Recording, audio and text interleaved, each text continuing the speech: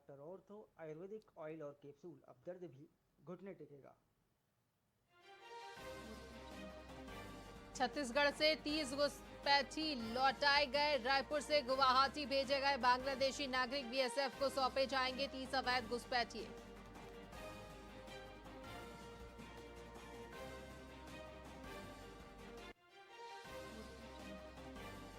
दुर्ग में होटल कारोबारी विजय अग्रवाल पर ईडी का छापा। सीआरपीएफ सुरक्षा में ईडी ने की दस्तावेज की जांच। कारोबारी विजय अग्रवाल के घर ईडी की बड़ी कार्रवाई।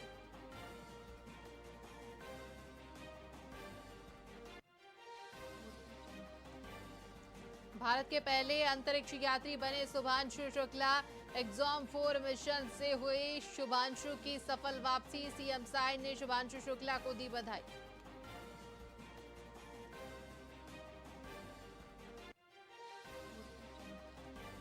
छत्तीसगढ़ विधानसभा मानसून सत्र का दूसरा दिन भी हंगामेदार रहा। जल जीवन मिशन पर विपक्ष ने किया वॉकआउट। सरकार और विपक्ष में तीखी बहस से सत्र गरमाया।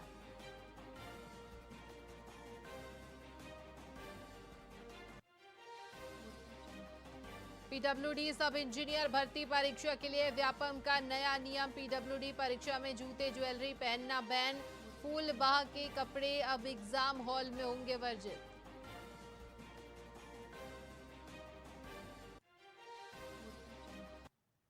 नमस्कार, स्वागत है आपका वीआईपी न्यूज में। मैं हूं आपके साथ आयुषी सुनवानी। रुक करेंगे खबरों की ओर।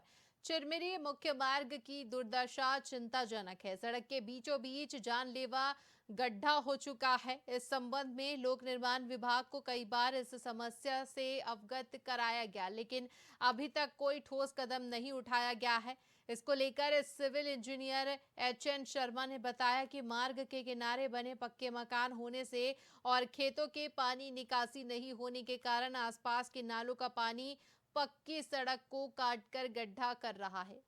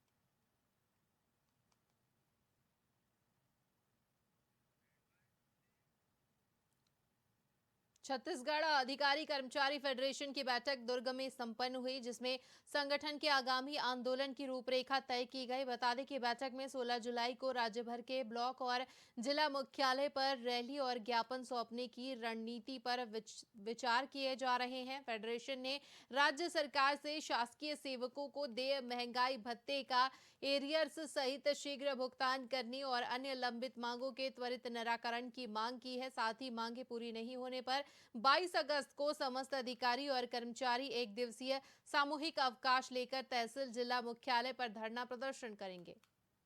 सरकार से कहाँ नाराजगी? सरकार तो हमारी है और सरकार को हम ही चला रहे हैं। लेकिन नाराजगी अगर बात करेंगे तो हमें दुख इस बात का है कि जब विधानसभा चुनाव 2023 का प्रारंभ में इसी सरकार के द्वारा घोषणा पत्र जारी किया गया था कि हम सरकार में आते हैं तो ये 10 सूत्री मांग है जो मोदी की गारंटी है, इसे हम पूरा करेंगे। सबसे पहला बात यह है कि उन्होंने कहा था कि हम सरकार में आएंगे तो केंद्र के समान डीए देंगे और डीए का एरियस जो बनेगा वो कर्मचारियों के खाते में जमा करेंगे। उन्होंने कहा था कि जो अनियमित कर्मचारी हैं, दैनिक वेतनभोगी हैं, जो वर्षों से काम कर रहे हैं, हम उनको नियमित करेंगे। ये उनका वादा था, हमने कोई नया मुद्दा नहीं लिया। नहीं, हमारी मोदी जी की गारंटी जब सरकार बनी थी तो मोदी की गारंटी में कर्मचारियों की 11 सूत्री मांग रखी गई थी और दुर्ग जिले से हमारे सांसद महोदय जी के द्वारा ही यहीं पर तैयार की गई थी और पूरे प्रदेश में 2023 में चुनाव के पहले यह बात गारंटी के रूप में कर्मचारियों को विश्वास दिलाया गया था, जिसमें जो हमारे अनियमित कर्मचारी साथी हैं, संविदा कर्मचारी साथी हैं, दैनिक वेतन कर्मचारी साथी हैं, इनको नियमित करने की बात कही गई थी। लिपिक, शिक्षक, स्वास्थ्य कर्मचारी सहित विभिन्न जितने केडर के कर्मचारी हैं जिसमें वेतन विसंगति है उसको दूर करने की बात कही गई थी। वेतन विसंगति विभिन्न संवर्गों में है, पूरे कर्मचारियों में है, जिनका पूर्व में भी आयोग द्वारा इस बात को लेकर के कर्मचारी संगठन में बार-बार अवगत कराया गया था। तो कुल मिलाकर के ये 11 जो सूत्री है इसमें पूरे कर्मचारियों को मांगों को लेकर के ये जो हमारा 16 तारीख का जो आंदोलन है उसकी आज हम जिला स्तरीय जो बैठक करके हमारे जितने भी फेडरेशन से संबंध संगठन के जो प्रांतीय पदाधिकारी हैं, जिला पदाधिकारी हैं, उनका हम बैठक लेकर के आज 16 तारीख को जो इन बिंदुओं पर जो हम कर्मचारी साथियों को कल प्रत्येक कार्यालय में हमारे संगठन के सभी साथी जाएंगे और हर दफ्तर को 16 तारीख के डेट में 1 बजे लंच के समय बंद करके सारे कर्मचारी साथी यहाँ हजारों की संख्या में डीओ ऑफिस के सामने से रैली के शक्ल में कलेक्टर साहब को ज्ञापन देंगे और उसके बाद भी यदि सरकार हमारी बातों को नज़रअंदाज करती है तो फिर उसकी 22 अगस्त की डेट के लिए उसकी फिर तैयारी की जाएगी और उसकी तैयारी के लिए हमारे प्रदेश संयोजक कमल वर्मा जी के नेतृत्व में यह आंदोलन पिछले सरकार में भी था और इस सरकार में भी हम उसी के नेतृत्व में इस आंदोलन को आगे करने जा रहे हैं। 16 तारीख को जो सरकार से कहाँ नाराजगी, सरकार तो रीवा नगर निगम की अतिक्रमण के खिलाफ कार्रवाई लगातार जारी है। आपको बता दें कि महावीर चौक से गुरुद्वारा चौक तक अवैध रूप से लगाए गए ठेले, पान स्टॉल और कबाड़ को हटाया गया है। नगर निगम कमिश्नर और पूरा अमला सड़क पर मौजूद रहा और जेसीबी की मदद से अतिक्रमण हटाया गया। साथ ही लोगों को चेतावनी दी गई है कि अगली बार दोबारा अतिक्रमण मिलने पर भारी जुर्माना वसूला जाएगा। शहर के यातायात को व्यवस्थित करने के लिए कलेक्टर महोदय और एसपी सर के निर्देश पे नगर पालिक निगम द्वारा कार्रवाई की जा रही है। जिस तारतम्य में ऐसे जो भी स्ट्रक्चर है जो सड़क के बाहर है और जिसमें सड़क का यातायात प्रभावित हो रहा है उसको भी हटाने की कार्रवाई लगातार 1 सप्ताह से जारी है। इसी सिलसिले में आज फ्लाईओवर के नीचे विगत 2 दिन से कार्रवाई हम कर रहे हैं और लगभग ये भी आधा हो गया है। 1-2 दिन में पूरा फ्लाईओवर के नीचे की एनक्रोचमेंट हटाने की कार्रवाई पूरी हो जाएगी। शहर के यातायात को व्यवस्थित करने के लिए कलेक्टर महोदय और एसपी सर के निर्देश पे नगर पालिक निगम द्वारा कार्रवाई की जा रही है। जिस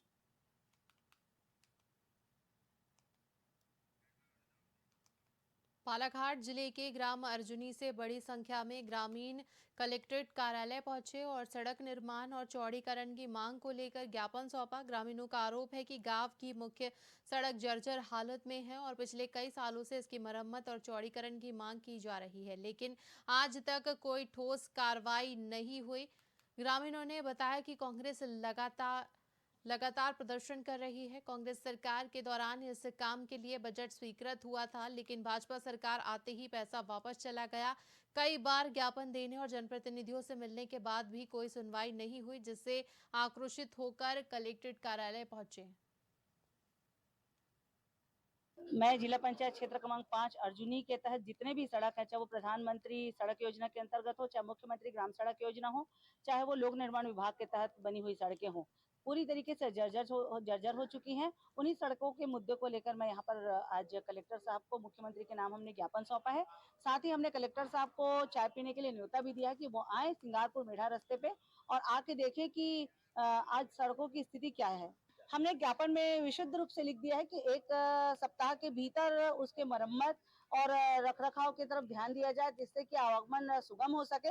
अगर वो नहीं करते हैं तो हमें भी आंदोलन करनी पड़ेगी, चाहे चक्का जाम करना पड़े, चाहे वो घेराव करना पड़े, हम करेंगे। मैं जिला पंचायत क्षेत्र क्रमांक 5 अर्जुनी के तहत जितने भी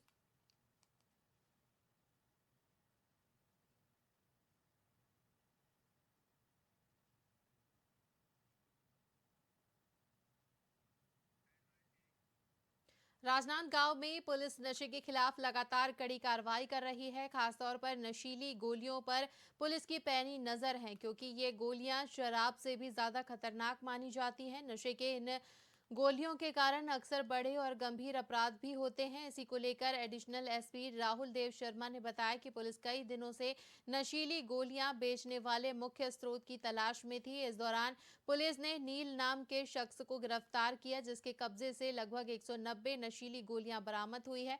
पुलिस इस बात की जांच कर रही है कि ये गोलियां किन लोगों को बेची जा रही थी और इस अवैध कारोबार का जाल कहां तक फैला हुआ है। पुलिस को लंबे समय से सूचना मिल रही थी कि राजनांदगांव में कुछ लोग जो है नशे की गोलियां बेच रहे हैं और नशा करके जो है उसको कई लोग विभिन्न प्रकार के अपराध भी कर रहे थे। इसी संदर्भ में नील गिडलानी साकिन लाल बाग को गिरफ्तार किया गया है, जिसके पास से 20 पत्ते में 199 नशे की टेबलेट मिली है और इसने इसके जो गोली मंगाया था उसका नाम रविकांत सिंह है, इसको भी गिरफ्तार कर लिया गया है। जानकारी में ये मिला है कि ये लोग उड़ीसा से ये टेबलेट मंगाते थे और यहाँ पर मुनाफा कमा के इसको बेचते थे। इन सभी के ऊपर 21 बी एनडीपीएस के तहत अपराध दर्ज करके जेल भेज दिया गया है। इसी के साथ खबरों में फिलहाल इतना ही। बने रहिए वीआईपी न्यूज के साथ। मुझे दीजिए इजाजत। नमस्कार।